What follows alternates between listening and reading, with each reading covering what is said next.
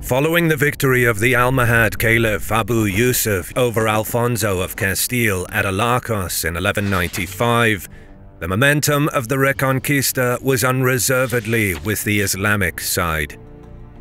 In the wake of the battle, Almohad forces moved north and captured a good deal of territory, stopping short only at the outskirts of Toledo.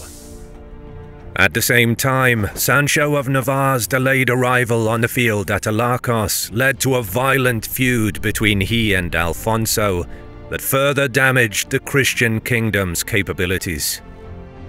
Despite the momentous victory over their Castilian adversaries, Alarcos had been hard fought, costing many Almohad lives, and with a far from certain internal situation, the Caliph was obliged to halt his attacks there.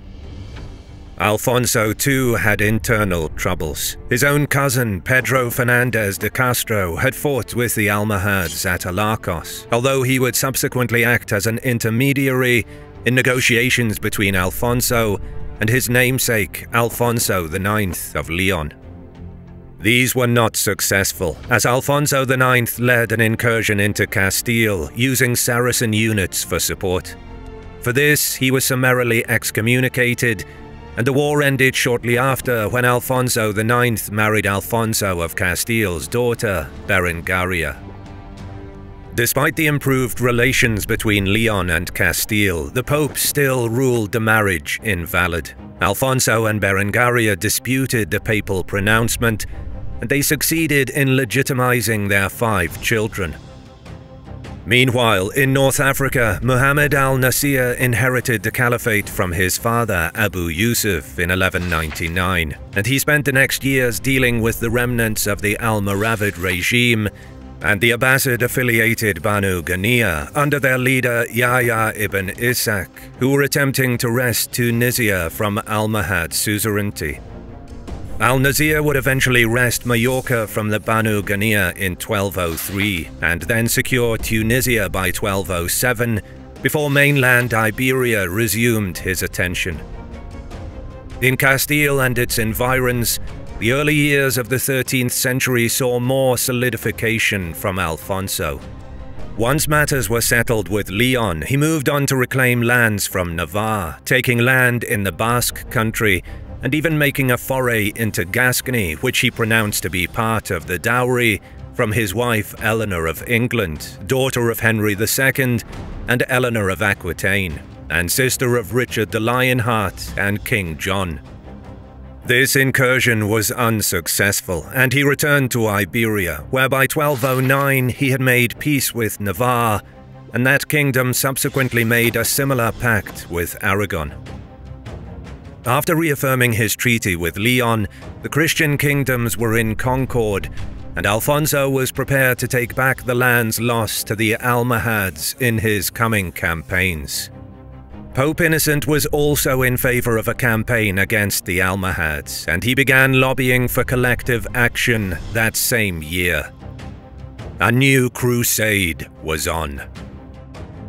With the pace of modern life, relationships with other people have become complicated and usually come with some tough questions, such as, why do I feel anxious every time they don't text back? Why do all our conversations turn into arguments? Why can't I tell them how I really feel? And the tangled web of social media platforms only makes things more complicated. Relationships aren't easy, but you're not alone, so stop asking the tough questions into the void. My sponsor BetterHelp will connect you with a therapist who can help you find answers to some of these questions. Instead of being stuck in an endless loop of questioning yourself, you can talk through relationship concerns with someone who's trained to help you find real answers. Fill out a questionnaire and you will match with a therapist in as little as a couple days. Easily switch therapists anytime at no extra cost if it's not the right fit. They carefully make sure therapists on the platform are well qualified, and their customer support team is there to help you if you have any questions. Going to therapy is a sign of strength, not weakness. There are so many kinds of relationships that can be improved by therapy, not just romantic ones. Click the link in the description or go to betterhelp.com/historymarsh and get 10% off your first month of therapy. By 1211, Christian razzias, armed blitzes across the border, along with indisputable intelligence of an impending large-scale campaign, led al-Nasir to sail from Africa with his own force in May of that year. The arrival of the Islamic army handed a propaganda coup to Alfonso, who promptly sent word to his allies and the Pope of renewed Almohad territorial gains. This was bolstered when al-Nasir marched from Cordoba to Salvatierra, placing it under siege that July. Salvatierra was a crucial stronghold for the Castilians, and its fall to al-Nasir after a damaging 2-month siege raised the urgency still further for the Spanish kingdoms. Alfonso appealed to the Pope toward the end of the year for the official declaration of a crusade. Innocent was a pope with a notable adherence to the concept of crusading, having called what would become known to history as the Fourth Crusade at the beginning of his reign in 1198.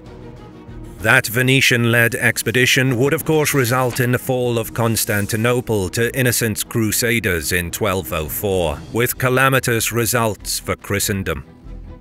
The Fourth Crusade had spun out of Innocent's control almost from the moment its ships set sail, and he was anguished by the result. Nevertheless, his zeal was not diminished by one total catastrophe, and he ardently supported Alfonso's appeal for aid, sending papal pronouncements to the other Iberian kingdoms, ordering them to lend their support to the endeavour. He introduced crusading taxes in European kingdoms to pay for armed pilgrimages to areas under threat, as well as granting indulgences to any who would take part in the operations. Around the same time, he also called the Albigensian Crusade against the Cathars of southern France, a conflict that would eventually cost tens, if not hundreds of thousands of lives over 2 decades.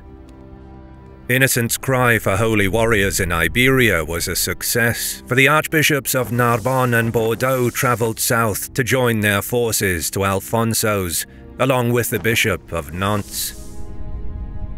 Alfonso estimated the French numbers to be 2,000 knights, with an equal number of squires, along with 50,000 mounted men-at-arms and fully 50,000 infantrymen. It's likely, even highly probable, that Alfonso was exaggerating these numbers, but it appears certain that the French Crusaders were a formidable and sizable force for the period. To these could be added the presence of the kings of Aragon and Navarre, who attended the expedition in person, while Pope Innocent compelled the kings of Portugal and Leon to provide tacit support by allowing their subjects to join Alfonso according to their own wishes. The crusading knightly orders of the Hospitallers, Templars and St. George, along with the orders of Calatrava and Santiago, also sent representatives and fighting men. It was an army representative of its time that Alfonso mustered, symbolic of the late 12th and early 13th century height of crusading. Al-Nasir reinforced his army following the heavy losses at Salvatierra over the winter and spring, and there was an electric air of anticipation when the campaigning season began in the early months of 1212. Alfonso's army marched south from Toledo on the 20th of June, and by the 24th the French cohorts in the vanguard had captured Malagon, putting its defenders to death in the aftermath. Moving in 3 columns, the Crusaders next captured Calatrava on the 1st of July, but the French were denied spoils and the opportunity to slay the surrendered garrison by Alfonso. Nevertheless, Al-Nasir had its commander executed for cowardice after he was released and sent back to his own army. While this was happening to the north, Al-Nasir left Cordoba with his own force and marched the roughly 100 miles north to Las Navas de Tolosa, where he fortified the pass. The French units were unhappy with the terrain, climate and conditions in the Crusader army, and the majority left and travelled home after the fall of Calatrava, having been cajoled to go that far after their dissatisfaction first became an issue at Malagon. The Archbishop of Narbonne was the only major French figure left to venture south. Numbers were bolstered very slightly by the arrival of King Sancho VII of Navarre and Peter of Aragon in the following days. Calatrava was located within sight of Salvatierra in the shadow of Mount Atalaya, but Alfonso decided not to begin another siege, which had the possibility of running the entire course of the campaigning season for his already faltering coalition.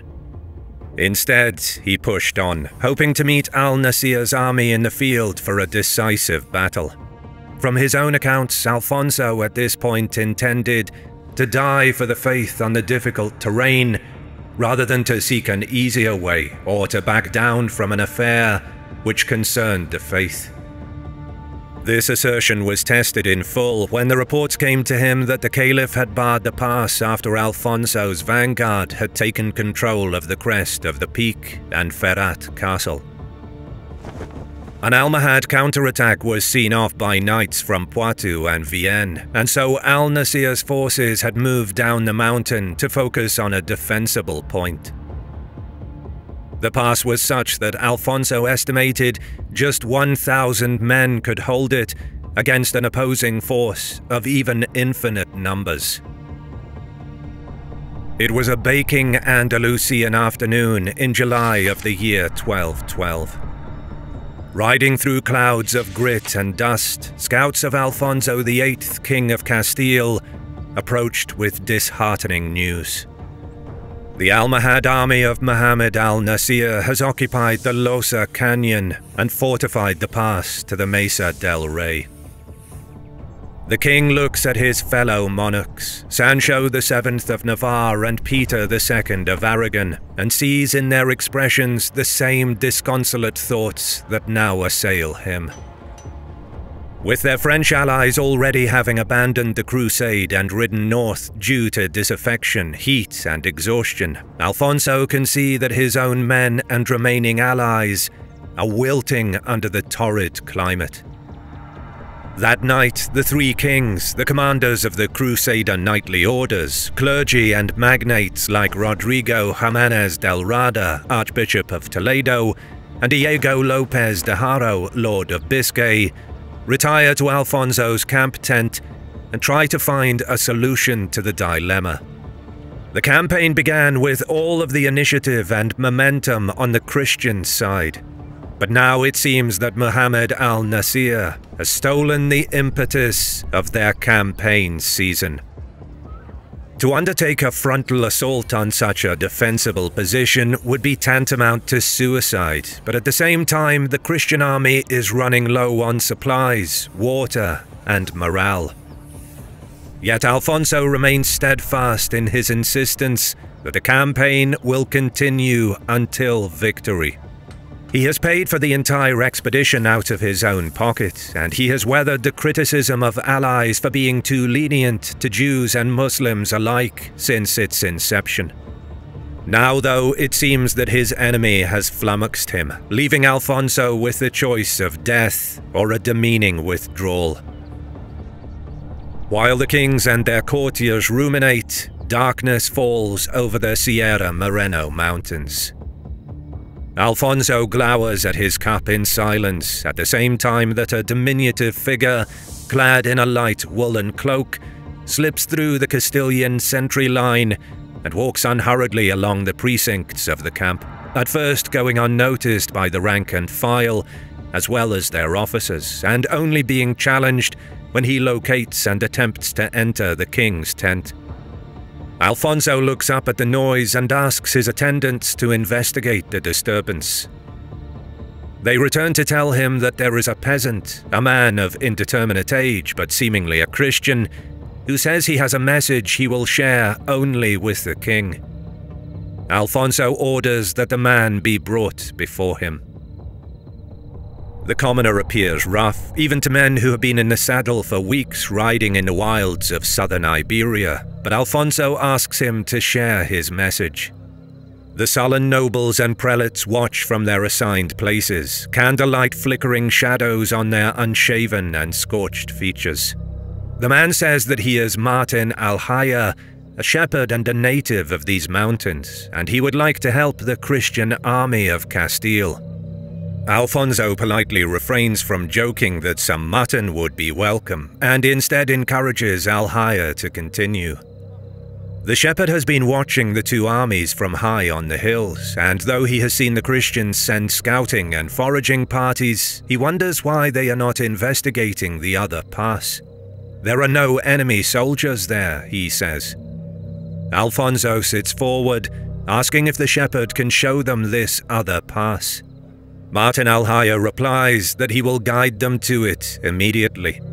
He has placed a cow skull on the path, and all Alfonso's men need to do is follow it onto the plain.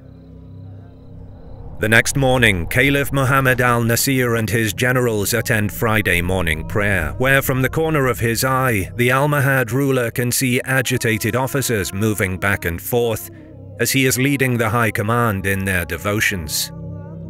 When the observance is finished, the officers are at last allowed to address him, and their tidings are calamitous. Alfonso's army has duped their vanguard in the pass, leaving a skeleton force of sentries in sight, and then moving en masse through a hidden passage in the mountains. "Where are they now?" the Caliph asks breathlessly. "Behind us," comes the answer. "They are in full battle formation at our rear." While al-Nasir spoke to his officers, several Almohad contingents had already attacked Alfonso's forward units while constructing the camp on the far side. But the Christians were able to deter these with a mixture of cavalry charges, arrows and missiles until the camp was constructed and fortifications in place. Al-Nasir was unable to push them back through the pass, and so the entirety of Alfonso's forces were present by the close of the 14th. Just as at Thermopylae almost 2,000 years before, the intercession of a stranger leading the way to a hidden mountain pass has altered the course of history, saving the Christian campaign and handing the advantage back to Alfonso. But al-Nasir has no more intention of withdrawal than the Castilian, and on viewing the massed ranks of heavy knights, light jinete-mounted warriors and infantry before him, he gives orders to the Almohads to prepare for battle. His men retreat to their tents to follow the Almohad rite of shaving their heads before battle. The time for maneuver and subterfuge has ended. Force of arms will be the deciding factor in the fate of Christian Spain and Al-Andalus. Despite the tactical success of deploying in force at the enemy's rear, al-Nasir's army still exceeded that of Alfonso in size, and Alfonso spent Sunday the 15th of July not only observing the holy day, but also the Almohad forces, numbers and formation, as they drew up in full battle order. He took note of the still difficult terrain of the area, where the Almohads had occupied the numerous hillocks that ran between their camp and the Crusaders, as well as what he described as very deep arroyos and wooded areas. It might have surprised the Crusaders to know that the situation in al-Nasir's camp was also unsettled. The Caliph's mixed force of Arab, Berber and Sub-Saharan Africans had some of its own internal problems relating to pay and conditions, perhaps even in a larger measure than Alfonso's host. The Al-Marakushi Al-Mujib account relates that the salaries of the Almohad army was in arrears by several months, and as a result there was great resentment toward the viziers, and the ranks were apparently on the verge of strike. Perhaps more pertinently, the Almohad units had refused to train or practice with their weapons for weeks before the battle, a very foolhardy approach when one is facing a motivated, experienced enemy in conditions that will require stamina and endurance in the most trying of environments. Alfonso seemingly took care that his camp was well defended on the flanks with cavalry and infantry posted to the edges in good numbers, depriving al-Nasir of the chance of a side attack. On Monday, the Almohads deployed themselves once more, and the Christian army rode to meet them. The Almohads had the higher ground and occupied higher passes around the undulating mountain country, but it is possible that they did not expect the initial Castilian attack, for Alfonso's forces were successful at the outset. The Castilian vanguard was commanded by Diego López de Haro, with Sancho Fernandez, son of Ferdinand II of Leon, and Garcia Romero representing Peter of Aragon on the flanks. Though nominally under the direction of Alfonso, the elite orders of Hospitallers, Templars, St. George, as well as the local Caltrava and Santiago Knights, maintained their own autonomy in the second line. The three kings commanded heavy cavalry in the rear, with Alfonso taking the senior command role. Sancho of Navarre was noted for his own well-judged deployment of men and cavalry, arrayed in such a way as to catch any who might lose heart and attempt to depart the battlefield in the midst of the fight. While it is likely that the Christian attack caught the Almohad front line off guard after 2 days of inactivity, all sources agree that the advance was sudden, meteorically fast, and violent. Charging up the slope to engage the Almohad front line, Diego López's men did not even loose an arrow volley, but instead employed axes, lances, and swords to wade into the enemy, cutting, slashing, and stabbing. The Almohad front line disintegrated after a short but ferocious infantry exchange, with some units retreating back, others buckling under the pressure of the Spanish armies and the crusading orders, and still more falling victim to panic and fleeing in whichever direction seemed to offer safety. The Allied Crusader line followed the fleeing Almohads further up the hill, but a painful surprise was waiting for them there. Dug in around the gullies and natural redoubts of the terrain, the Almohad heavy infantry formations were a formidable reserve, and their firm and practiced defensive maneuvers, honed over decades of fighting against both Almoravid and Christian armies, created an impenetrable wall.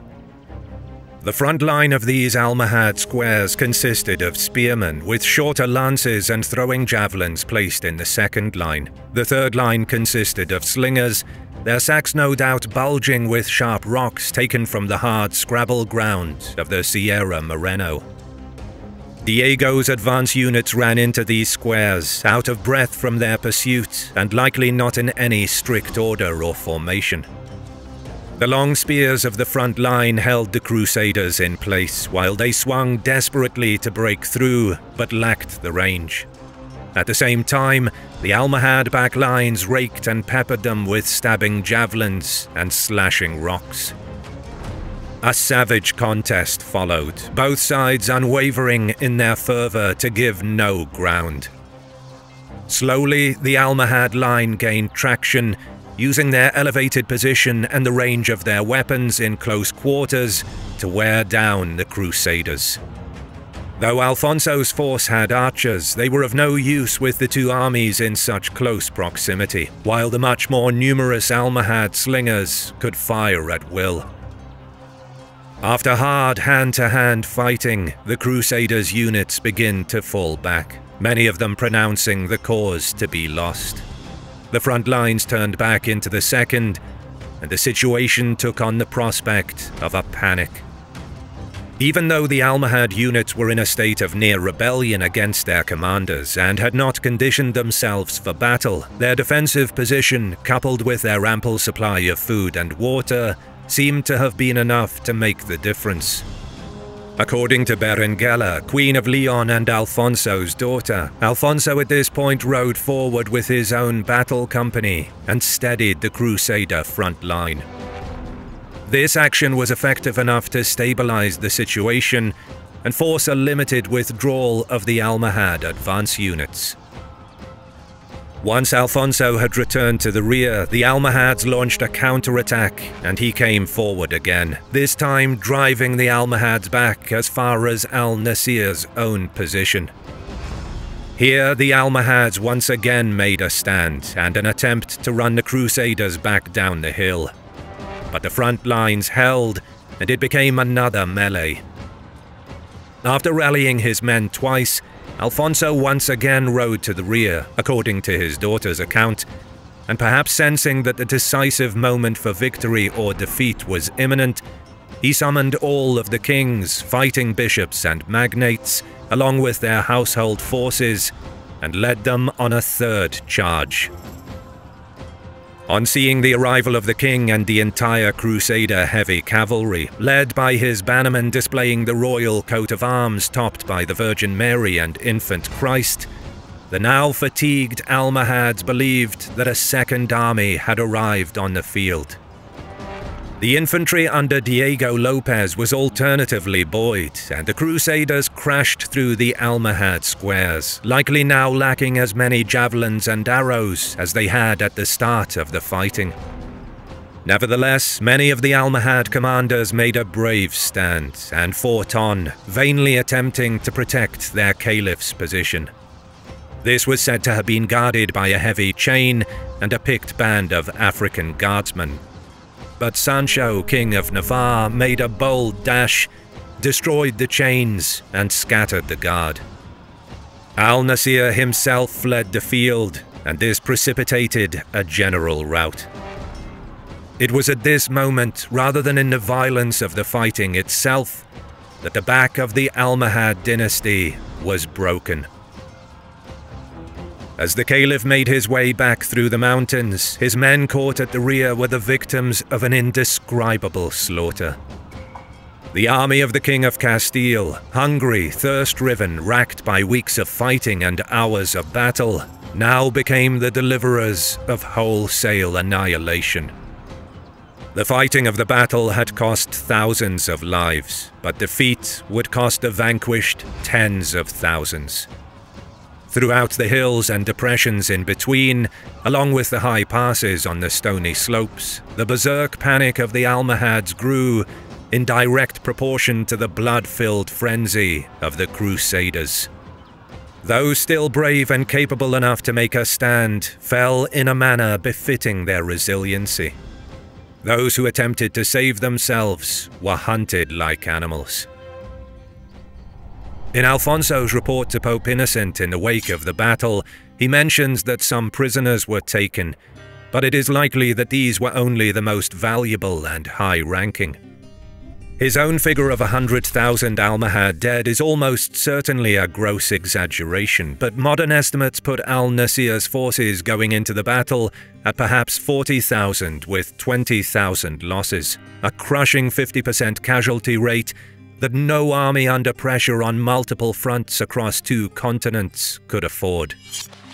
With Alfonso's army exhausted in the wake of the campaign and the huge victory, the crusade effectively petered out, and al-Nasir returned to North Africa to regroup and rebuild his capabilities. His already restive nobles could see the opportunity to resume their bids to break free of Almohad control, and he no doubt wished to solidify his base of power also. He died within the year, however, and his son Yusuf II, aged just 10 years old, inherited his titles. The relatively weak coalition of his elder relatives was unable to stop the flare of revolts, particularly in Tunisia, and when Yusuf died without an heir in a bovine-related accident in 1223, the discontent spread to Iberia, where the repressive and religiously stringent Almohads had never been popular rulers. By the late 1220s, Al-Andalus retained virtually no North African forces, only local units, isolated in their own towns and cities, and the northern kings, particularly Alfonso's grandson, Ferdinand III of Castile, took territory in sizes not seen since before the first arrival of the Almoravids and the Battle of Sagrajas a century and a half earlier. The other great loser at the Battle of Las Navas de Tolosa were the knightly orders, whose command structure was essentially vaporized in the fighting. The commander, as well as the master of the Order of Santiago, and the commander of the Knights Templar in Portugal, Leon and Castile, along with the bannerman of the Order of Calatrava, all perished in the fighting. The Master of the Order of Calatrava was effectively rendered an invalid for the rest of his life. This in turn not only strengthened the hand of central powers like the Crown of Castile, it also allowed the Pope to exercise greater authority in Iberia subsequently.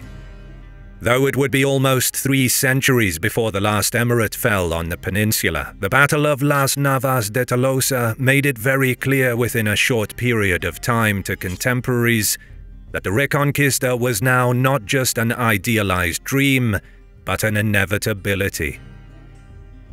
If you like what you see, consider supporting my work on Patreon, and you get ad-free early access to my videos for as little as $1. You can also show your support by liking the video, commenting, and subscribing to my channel as a sacrifice to the algorithm. As always, I'll see you in the next one.